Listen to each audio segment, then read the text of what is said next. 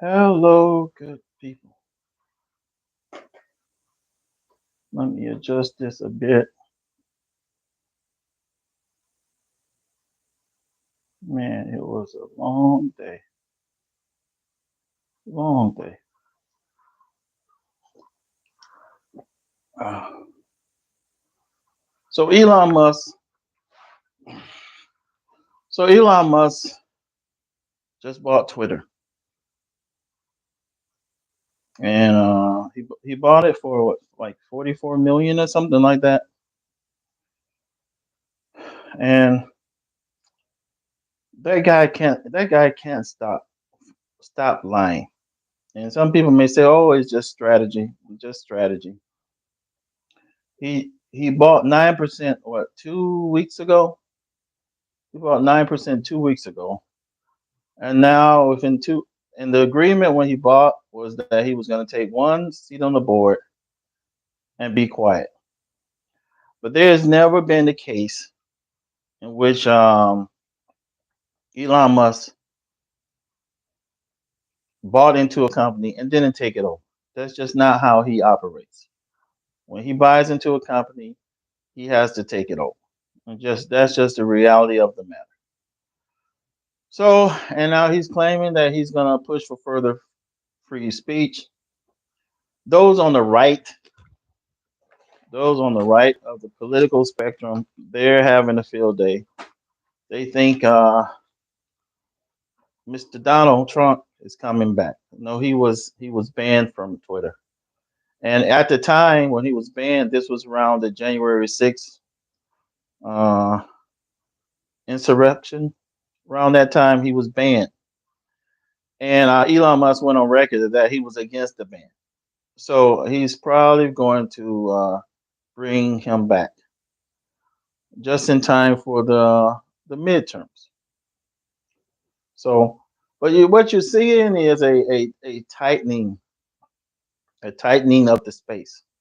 Where now is before they were those billionaires were in the background. They were in the background. But now, as they're getting bolder and bolder, they don't feel the need to kind of hide. They're coming to the forefront. So you're seeing them instead of working through companies that they own but no one knows they owns. They're just outright trying to kind of take over as much communication as possible, and that's what's happening worldwide. You're just seeing this purchasing of these communication devices, and that's how you need to see it. These are communication devices that now just a handful of people at the top is going to control. Elon Musk, Elon Musk owning Twitter is not a good thing. It's not a good thing for us. So it is what it is. I was watching, and I forget this man's name. He's a veteran, uh, Afrocentric scholar. He's been around for like 50 years. I was watching a YouTube channel where they was interviewing him, and he was saying the struggle is multi generational, multi generation. So you have to kind of, you have children, you have to train them to kind of keep the fight going. That is, of course, I believe true, but I believe due to the tightening of these communication devices, the tightening of spaces where you can dissent, okay, that we can reach a point very soon in the future where we're permanently locked behind. We're behind like permanently, or everything has become permanently jailed. And I think that's basically what people are trying to do. So there won't be a situation where, okay, we're pushing forward, we'll be permanently on the bottom. We'll be permanently oppressed. And that's where we're headed. That's where I believe we're heading if we don't make moves pretty quickly. I don't believe that we have the time to engage in things that are circular, or engage in things that's not making any progress or even attempt to progress. Okay, we have a lot of these circular conversations, circular commentary but it seemed like it never gets to any type of forward movement, you know. And that may be due to some our fault, and then of course it's encouraged. And with me, I have a problem if whenever there's say like an online group or or a personality starts to attract some sort of crowd or they attract an online community. If I see that it's just moving in a circle, it's not in favor of any type of progress, it's not in favor of any type of mobilization, then my question is, what's the purpose of it? What's the purpose of it? So that's my major beef. Okay, I see a rise of a lot of kind of these in the black space, these online gangs, if you can say that. But it's just coincidence that all these online gangs, they all tend to be against mobilization. They all seem to be against actually action, having any type of action. Okay. For instance, when you look at say the Black American tribalists, just say that, right? They're against any communication with or any coordination with brothers and sisters outside the United States. But if you look at the history of the civil rights, that was exactly what um, the powers that be wanted. Okay, when Dr. King won the Nobel Peace Prize, he was specifically told, "Don't internationalize the struggle. Go collect your prize, talk about what's happening to the American Negro, and then come back." Okay, so he was specifically said, don't make connections outside, don't internationalize it, don't talk about the Vietnam War, go get your Nobel Prize and come back. So it's always been a purpose to one, have these groups that demobilize the population, and also have groups that believe in kind of let's not talk to other brothers and sisters everywhere, just kind of stay with ourselves. I have that problem with that kind of circular conversation. You're talking year after year, you're talking, but there's no real progress or no real attempt. There's no real attempt because even the attempt at progress or attempt at action is progress. I mean, we're so low on the totem pole that even if we make a serious attempt to progress, that's that's a win. And so whenever I see something and I say, okay, there's this circular going on. What's the commentary for? Is the commentary leading to any type of action or or is this the people leading this conversation or this little online gang, are they anti-mobilization? Then why are we talking? Okay. And if you many of them they say, okay, we're just about kind of staying on our purpose, getting our bag. But the problem is staying on your purpose and especially getting your bag, you depend on social networks. So if you belong to a community where your social networks is very low and weak, then it limits your ability to get the bag. Okay. Now we had that situation.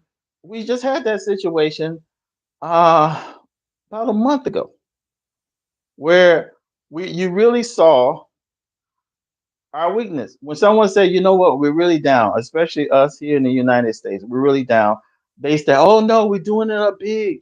We got all these billionaires. We got the black billionaires. We got the black billionaires. Well, what happened?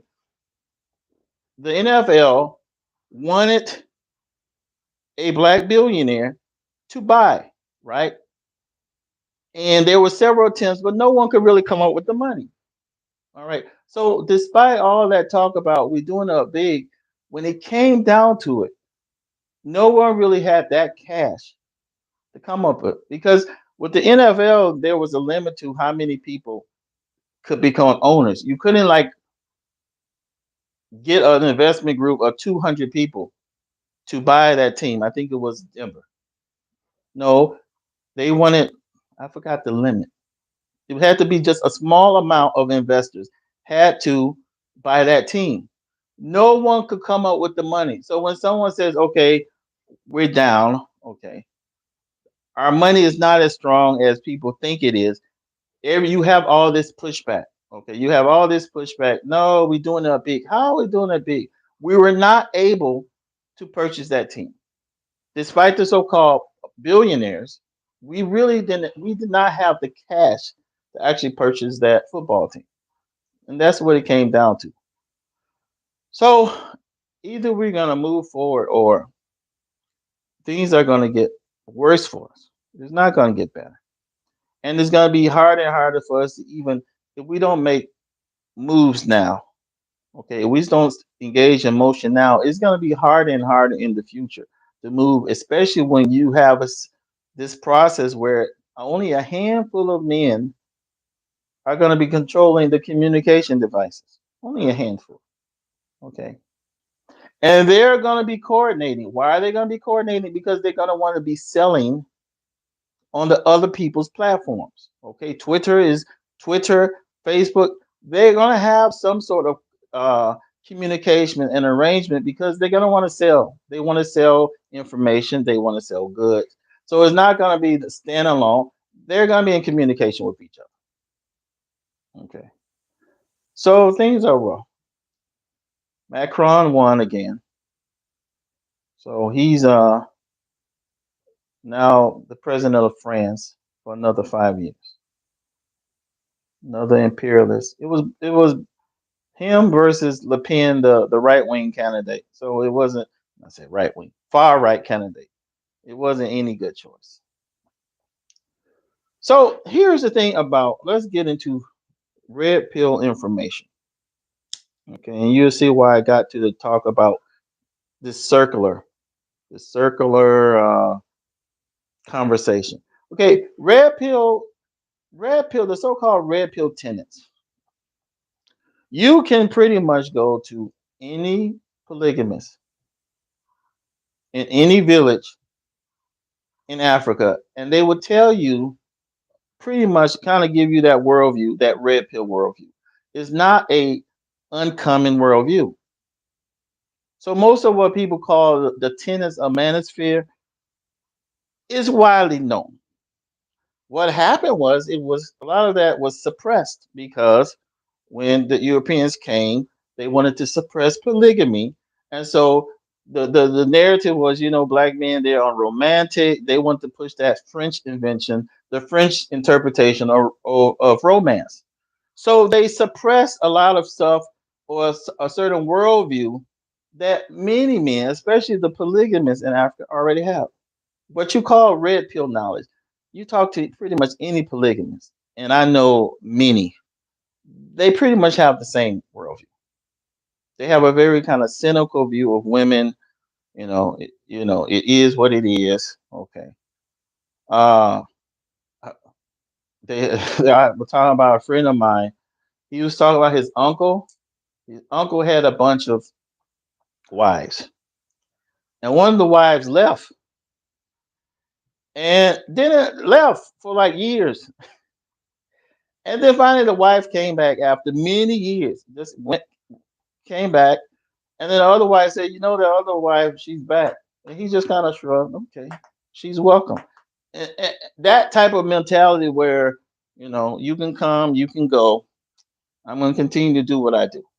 That mentality, you'll find that a lot among the hardcore polygamists in Africa.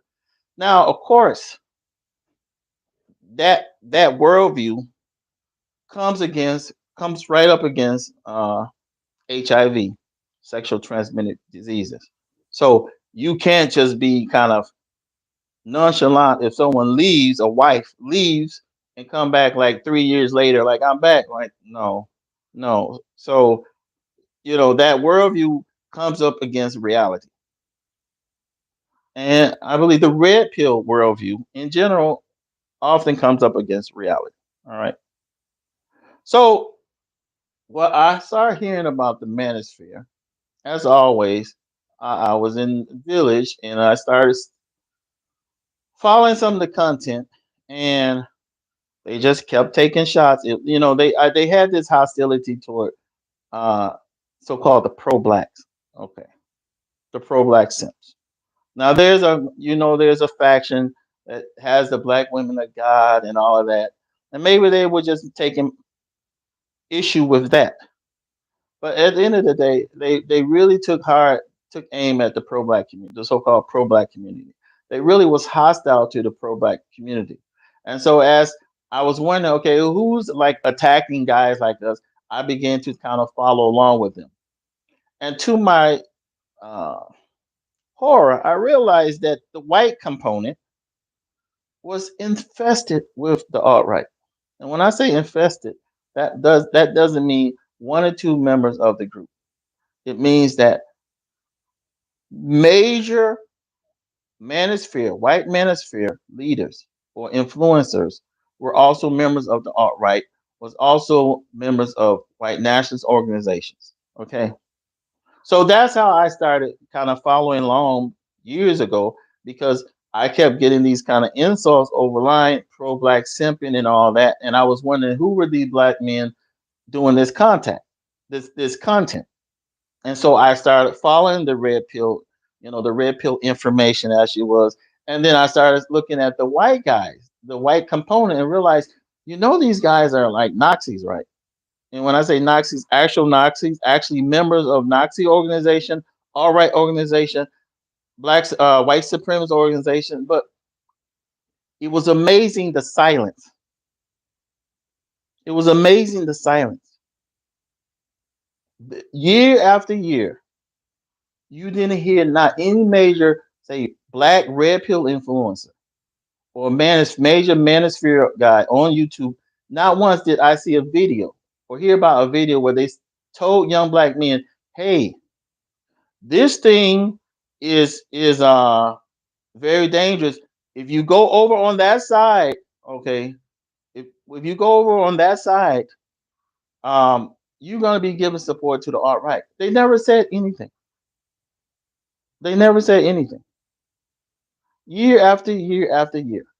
And to this day, the only standalone video that I know of in which a black man, a major black manosphere guy, actually addresses the fact that the alt right had just completely infested the so-called white red pill community was ARC, Alan Roger Curry. Alan Roger Curry, old time manosphere guy. He was the only one that I know of did a actually standalone video where he attacked the alt right and said, "You know what, I want nothing to do with that. I don't want nothing to do with those guys." And even then, no one backed him up. No one backed him up. There was no videos in support. Okay. You can find no videos of O'Shea Duke Jackson or any of those people backing the guy up. The guy just pretty much stood alone and they continue with this code of silence. And my question is, why is that? How are we gonna how are you gonna just be in a space where there's alt right members and don't even warn the younger black men entering the manosphere that, okay, this is what's happening. This is how it is. Don't If you go over there, you giving them views, you giving them super chats, you giving them money. Don't do that. And to this day, that's how it is. So I did a video on Friday, I guess, Saturday, saying, okay, O'Shea Duke Jackson, you're this enforcer for Kevin Samuels. Okay, you have that energy now where if anyone speak against him, and he's not always wrong, Kevin Samuels. Anyone speaks against him, you jump in and kind of as an enforcer. Where were you years ago? Where was your energy years ago? Because what we have now is we have a mentality that's been encouraged for centuries where all our heat, all our aggression is for, you know, ourselves. We have nothing but aggression for. We don't have any aggression for anybody else but ourselves. Okay, our hostility is focused inward. How are we going to advance like that? How are we going to advance like that? And you can talk about the kids on the street doing that, killing black kids, killing black kids. But the same mentality exists among all age groups in blacks, where we're very meek with outsiders, but we have all this kind of hatred and this hostility with with our own, with our own. And that's the point I'm trying to make. That's the point I'm going to always make. Okay, we have this thing where we kind of mild and meek when it comes to other people. We're afraid to make any type of moves against their interests, but we really have all this anger and we have all this hostility pointing inward. Never, never, never. It's never outward, you know. And then the funny thing, the red pill guys, they have this almost obsession with how black women view them. But actually, there's women who are very observant. They see that and they talk about it all the time. Someone like a Michi X. Michi X talks about it all the time.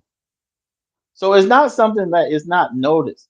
When you have all this, you teaching people to be alpha, you teaching people all of this, and then you go for years and you don't mention that, okay, you don't mention that, don't go over there into that white manosphere because it's controlled. There's a lot of alt-right people. You're too afraid to come out and say that.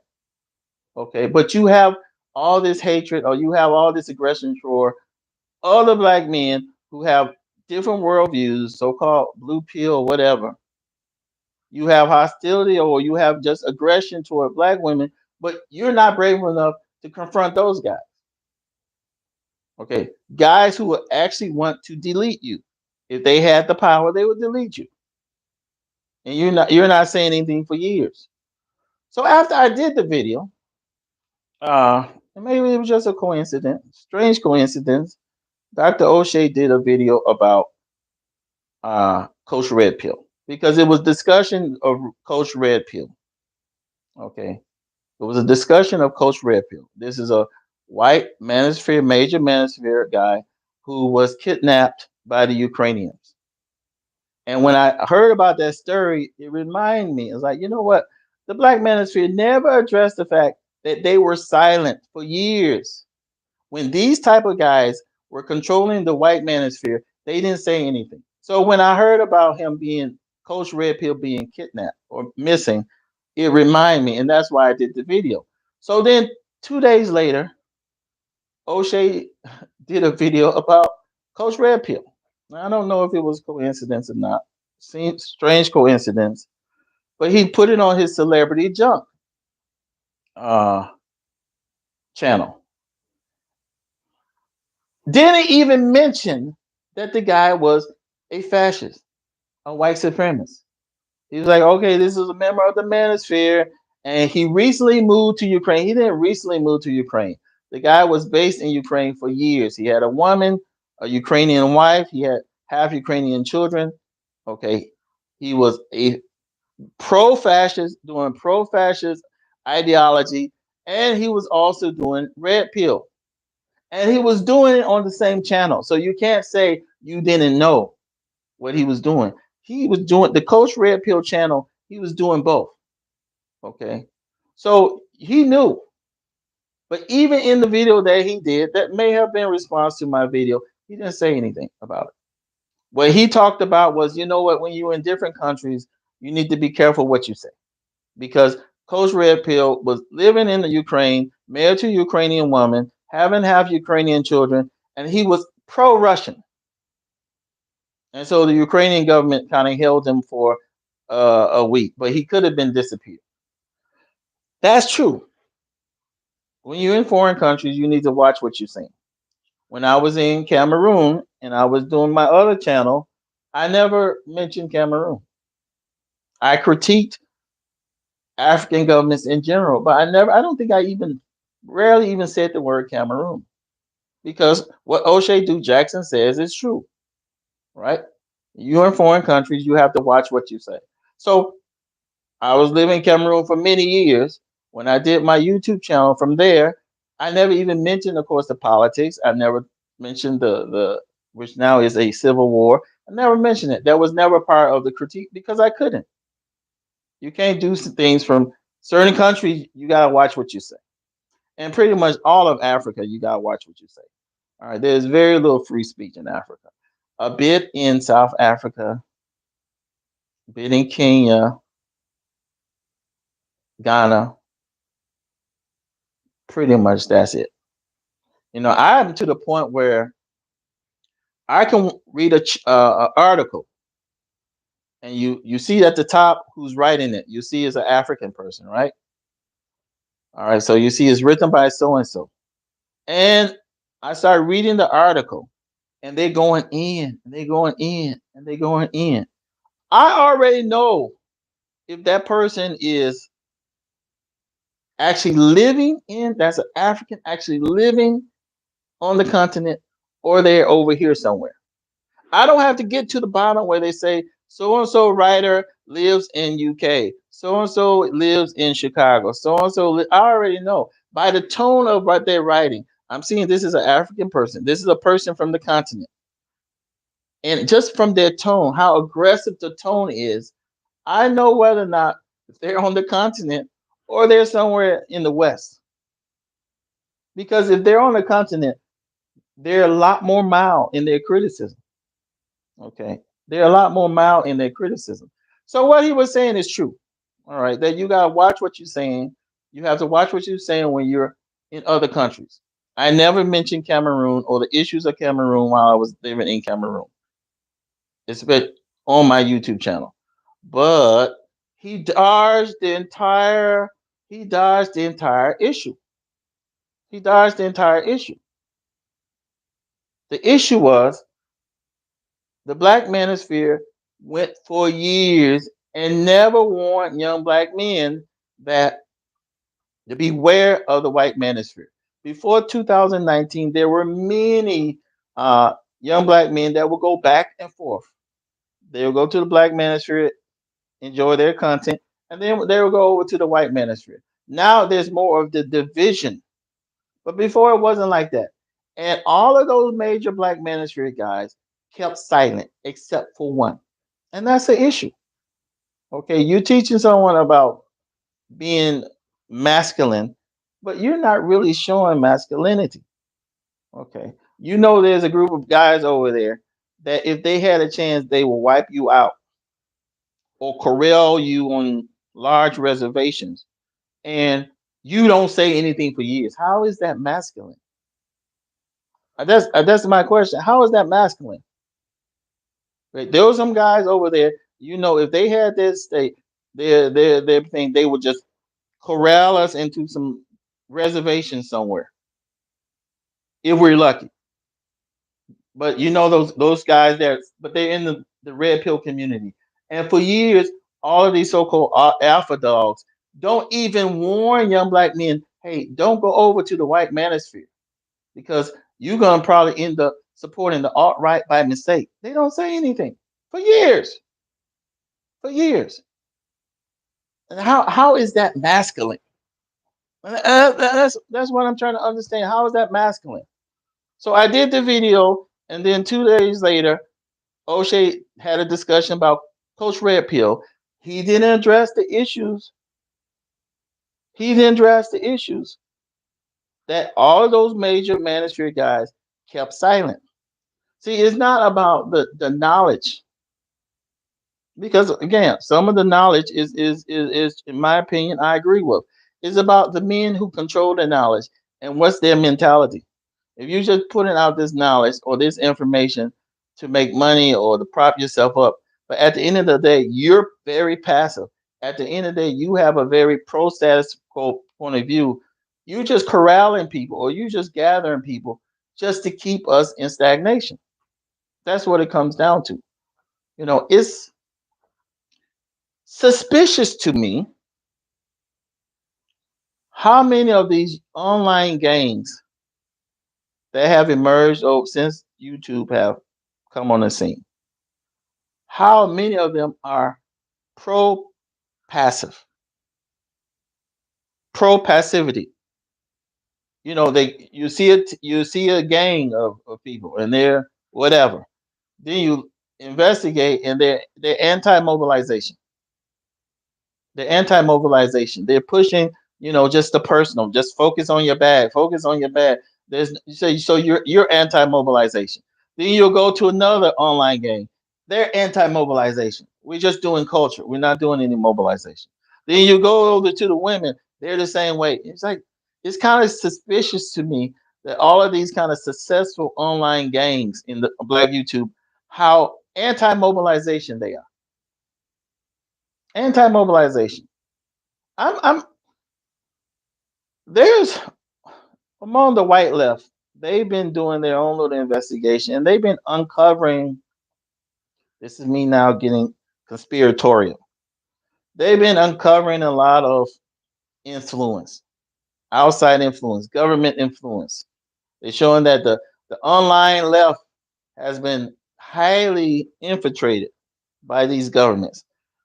At some point, I'm sure there's going to be a expose, and it's not just going to be the white left that's infiltrated. I know that this Black YouTube is just full of agents, and I'm just going to say that it's just too suspicious how many, like, every online group that arises out of YouTube almost always is anti-mobilization. And if they're not anti-mobilization, they're anti-international. They're like, don't do not, don't say anything with those other blacks on the other part of the world. Just focus on yourself, which was always a major aim of the status quo. Keep black people disconnected. Keep black people disunited. So I'm waiting when those freedom of information lawsuits come, and a lot of the white on that white YouTube people get exposed for being working for the government. Some of these black YouTubers, I have a feeling they took some of that money too. Okay, they didn't just take money for uh, COVID information or pushing COVID or trying to convince blacks to take the shot. No, I think there's more to that, and eventually they're gonna be exposed. I suspect that this Black YouTube is highly infiltrated, and that's just my opinion. If you look at these kind of groups that arise, they're always against any type of communal action. Either, and if they are for communal action, again, they're anti-international. Like, if we're gonna do communal action, but stay away from blacks outside the United States. And then even those who say they're for communal action never do anything. Never do anything. I'm going to always hark on this. ADOS should be on its second electoral cycle, meaning this the congressional election right now. This should have been the second time that the ADOS group had filled at least a handful of their own candidates. I'm going to always say that. Not the I had seen no evidence that they're organizing themselves to organize and create some candidates to run in November. But this should have been their second. They had the strength, the numbers, to at least field two or three congressional candidates themselves, ADOS candidates. Why didn't they do it? You saying you're the political group, you're doing politics. You know you don't have the money. Hey, what's up, fitness? You know you don't have the money to do real lobbying.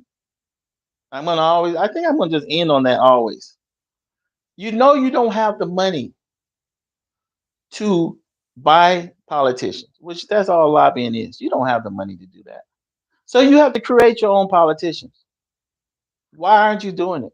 This should be the second, if you're saying you for serious about politics, this should be the second electoral cycle in which you're filling your own candidates, even if it's one or two. We're not saying that you have the strength to go after what half or what 50? How many members in the congressional Congress? 54 last time I checked. But you can raise money, you can recruit and raise money for two or three. Why aren't you doing it? If you're saying you're the politics people, there's too many of us and there's too many factions that are having us just do nothing but commentary, but they don't offer any initiatives in which people can kind of get off their butt or even use their fingers, even digital activism. There's very few opportunities for even digital activism.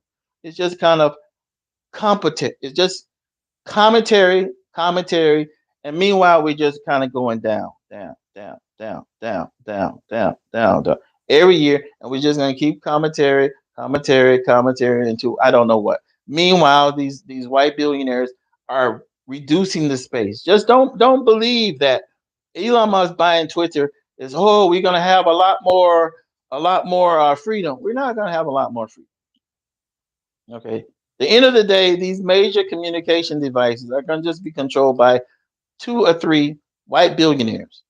They all are going to work together because they all going to want access to each person, the to the access to each person's the other person's